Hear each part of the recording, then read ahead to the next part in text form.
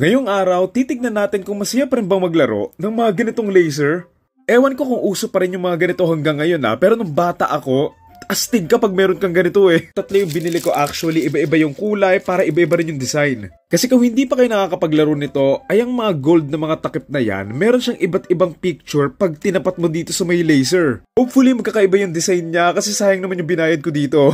Nahin natin yung green, parang utak mo. Buksan natin Uy, tanggal.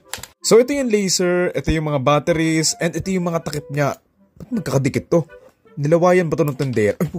Oh, may warning po. Avoid exposure, laser day. So with that, hindi pala talaga to dapat maging laruan. Bakit to binibenta nung elementary ako? Reload natin yung mga batteries. So itong una, tuldok lang siya. Ayan si Wolverine, ayan yung laser sa may ulo niya. Subukan naman natin tong apat kung meron mga ibang pictures dito. Yun ang bata ako, hindi ako binibilan ng nanay ko ng ganito Kasi daw,